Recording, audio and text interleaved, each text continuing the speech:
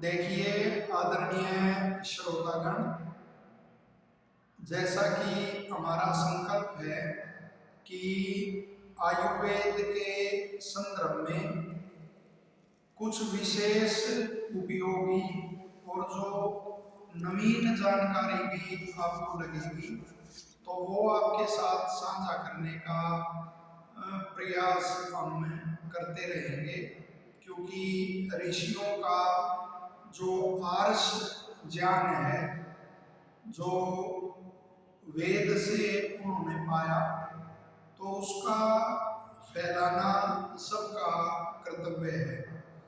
तो इसी कड़ी में आज हम जो ठंडे पानी से स्नान का महत्व है उस पर एक बिंदु का प्रकाश डालेंगे और वही आपको नवीन और उपयोगी लगेगा। तो जो ठंडे पानी से स्नान करने के लाभ अनेक प्रकार से गिनाए जाते हैं और यह भी शायद आपने सुना हो, तो ये विशेष वो है जानकारी कि जो ठंडे पानी से स्नान करता है तो उसकी जो शरीर की अग्नि है वो अंदर ही चली जाती है वापिस, और इस कारण कभी भी अनुभव करना, जो ठंडे पानी से स्नान करेगा स्नान के बाद वो भूख अवश्य लगेगी, क्योंकि वो जो जठराग्नि है वो कोष्ठ में वहाँ उदर में एकत्रित फिर से हो जाती है, और जो गर्म पानी से स्नान करेगा तो उसकी अग्नि वहाँ इस प्रकार से जो और शरीर में बाहर आ गई है वो अंदर व्यवस्थित नहीं हो सकती। और यही कारण है कि जब ये अपना जो मास आता है कार्तिक, और कार्तिक की पूर्णिमा को भी वो, ताकि अभ्यास हमारा बना रहे। वैसे तो पूरे कार्तिक ही वो 15 दिन या कितने दिन नहाते हैं, पूरा महीना नहाते हैं। हमारी माताएं बहनें वो स्नान करती थी, महिलाएं और भी स्नान ऐसे करते हैं। और कार्तिक की पूर्णिमा को तो वहाँ इसमें यमुना में स्नान करने जाते हैं। कितना वो, चाहे एक जगह पानी है उसमें कितना ठंडा होता है, उसमें भी स्नान करते हैं। तो इसका कार्तिक मास में नहाने का, जिसको हरियाणवी में कब तक नहाना कहते हैं, तो उसको कार्तिक मास में नहाने का यही औचित्य है, ताकि वो अभ्यास हमारा, अब शरद ऋतु समाप्त होकर जो हेमंत ऋतु आती है कि उसमें भी वो अभ्यास हमारा बना रहे।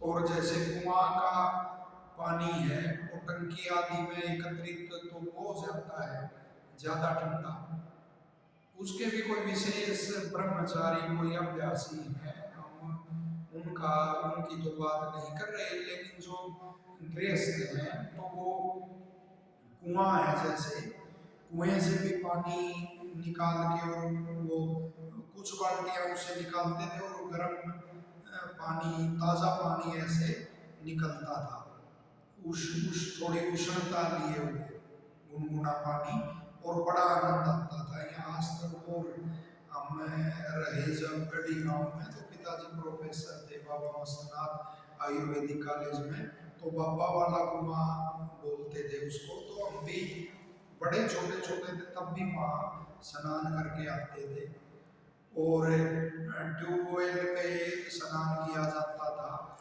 नलों का पानी भी थोड़ा सा चला के और वो ऐसा ही निकलता है, गुनगुना पानी निकलता है। तो ये इसमें स्नान करना बड़ा ही लाभदायक होता है, और पर्याप्त जल से स्नान जो करेगा उसको, जैसे कुष्ठ है, मधुमेह रोग है, ये रोग उसको नहीं सताते।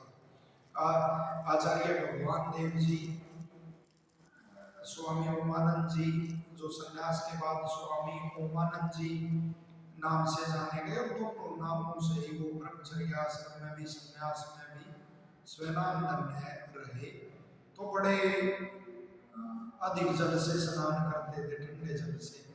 बड़ी एक घटना याद आती है कि माँ से जो आर्य समाज के इतिहास से ओमनी है श्रीयुक्त राजेंद्र जिज्ञासु जी, उन्होंने मेरे को सुनाई थी कि महाशय रामपत जी थे जो प्रसिद्ध भजनोपदेशक हुए।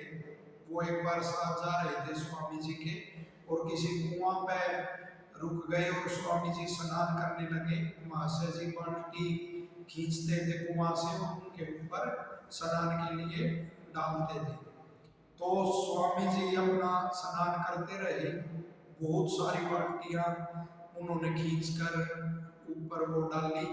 अंत में मां रामपत जी ने कहा, स्वामी जी स्नान के लिए कहा था या कुआं रिताने के लिए कहा था, कुआं खाली करने के लिए कहा था? और दोनों हंसने लगे।